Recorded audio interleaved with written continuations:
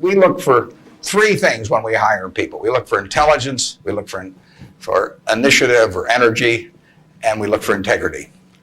And if they don't have the latter, the first two will kill you. Because if you're going to get somebody without integrity, you want them lazy and dumb. I mean, you don't want them smart and energetic. So the answer is that investors behave in very human ways, which is they get very excited during bull markets and they look in the rearview mirror and they say, I made money last year, I'm going to make more money this year, so this time I'll borrow, or the neighbor says, I wasn't in last year when that neighbor was dumber than I made a lot of money, so I'm going to go in this year. So they're always looking in the rearview mirror.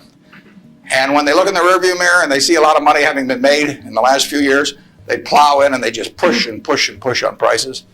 And when they look in the rearview mirror and they see no money having been made, they just say, this is a lousy place to be. So they don't care what's going on in the underlying business. And it's astounding, but that makes for huge opportunity, just huge opportunity. I've been taught by Ben Graham to buy things on a quantitative basis. Look around for things that are cheap. And that I was taught that, we'll say in 1949 or 50. It made a big impression on me. So I went around looking for what I call used cigar butts of stocks. And the cigar butt approach to buying stocks is that you walk down the street and you're looking around for cigar butts and you find this on the street, this terrible looking, soggy, ugly looking cigar, one puff left in it. But you pick it up and you get your one puff.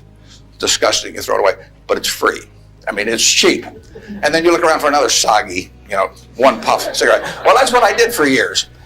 It's a mistake. Although you can make money doing it, but you can't make it with big money. It's so much easier just to buy wonderful businesses. So now I would rather buy a wonderful business at a fair price than a fair business at a wonderful price. But I have an old-fashioned belief that I can only should expect to make money in things that I understand. And when I say understand, I don't mean understand what the product does or anything like that. I mean, understand what the economics of the business are likely to look like 10 years from now or 20 years from now.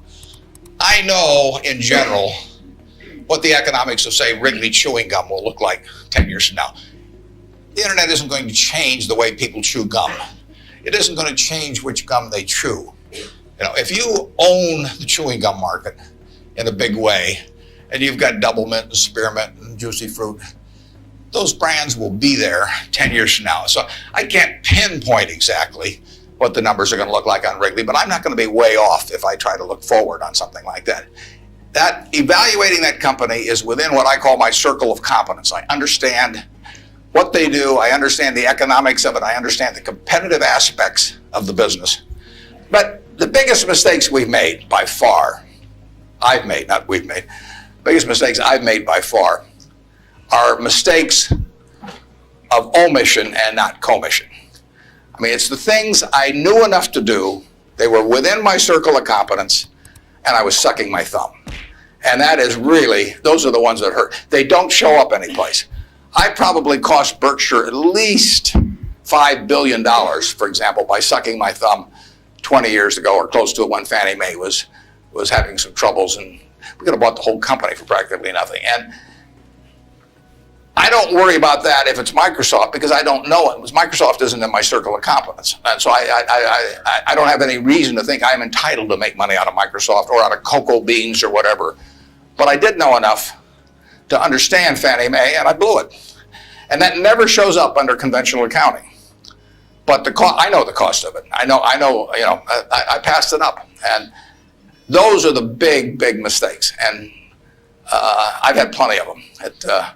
And unless I tell you about them in the annual report, and I resist the temptation sometimes, unless I tell you about them in the annual report, you're not going to know it because it doesn't show up under conventional accounting.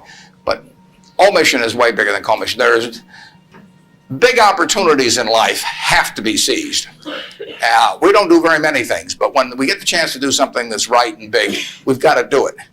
And even to do it in a small scale is just as big a mistake almost as not doing it at all. I mean, you've really got to grab them when they come, because you're not going to get 500 great opportunities.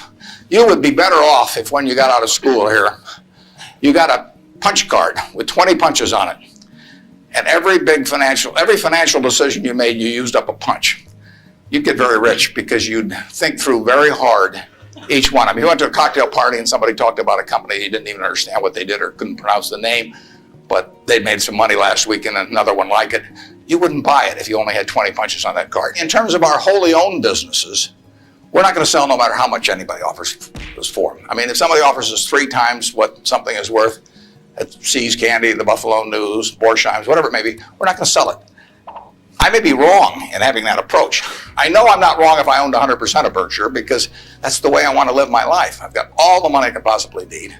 You know, it just amounts to a change in the newspaper story on my obituary and the amount of money that the foundation has. And to break off relationships with people I like and people that have joined me because they think it's a permanent home, to do that simply because somebody waves a big check at me would be like selling one of my children because somebody waved a big check. So I won't do that. And I want to tell my partners I won't do it so that they're not disappointed in me.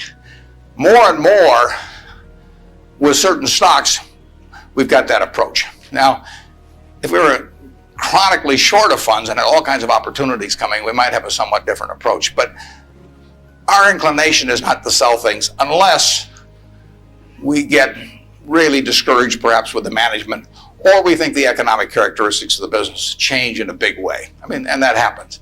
So, but we're not going to sell simply because it looks too high, in all likelihood. So now let's go over here. Hello, Mr. Buffett. I got 2 short questions. One is, how do you find intrinsic value in a company? Well, intrinsic value is the number that if you were all-knowing about the future and could predict all the cash that a business would give you between now and Judgment Day, discounted at the proper discount rate, that number is what the intrinsic value of a business is. In other words, the only reason for making an investment and laying out money now is to get more money later on, right? That's what investing is all about.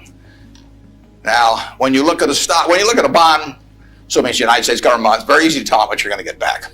It says it right on the bond. It says when you get the interest payments, it says when you get the principal. So it's very easy to figure out the value of a bond. It can change tomorrow if interest rates change, but the cash flows are printed on the bond. The cash flows aren't printed on a stock certificate. That's the job of the analyst, is to print out, change that stock certificate, which represents an interest in the business, and change that into a bond and say, this is what I think it's going to pay out in the future. When we buy, some new machine for Shaw to make carpet, that's what we're thinking about, obviously, and you all learn that in business school. But it's the same thing for a big business. If you buy Coca-Cola today, the company is selling for about $110 to $15 billion in the market. The question is, if you had 110 or 15 billion, you wouldn't be listening to me, but I'd be listening to you instead. But the question is, would you lay it out today to get what the Coca-Cola company is going to deliver to you over the next 200 or 300 years? The discount rate doesn't make much difference as you get further out. And that is a question of how much cash they're going to give you. It isn't a question of, it isn't a question about how many analysts are going to recommend it or what the volume in the stock is or what the chart looks like or anything. It's a question of how much cash it's going to give you. That's the only reason. It's true if you're buying a farm. It's true if you're buying an apartment house. Any financial asset. Oil in the ground.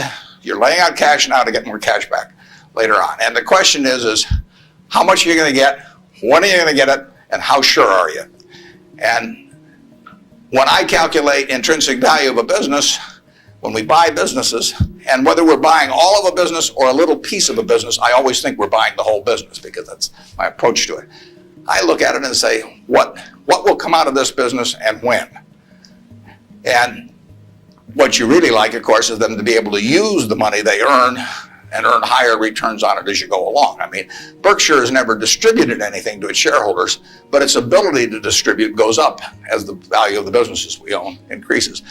We can compound it internally, but the real question is, Berkshire selling for, we'll say, 105 or so billion now. What can we distribute from that 100? If you're going to buy the whole company for 105 billion now, can we distribute enough cash to you soon enough to make it sensible at present interest rates to lay out that cash now? And that's what it gets down to. And if you can't answer that question, you can't buy the stock. You can gamble in the stock if you want to, or your neighbors can buy it. But if you don't answer that question, and I can't answer that for internet companies, for example. There are a lot of companies, there are all kinds of companies I can't answer it for, but I just stay away from those.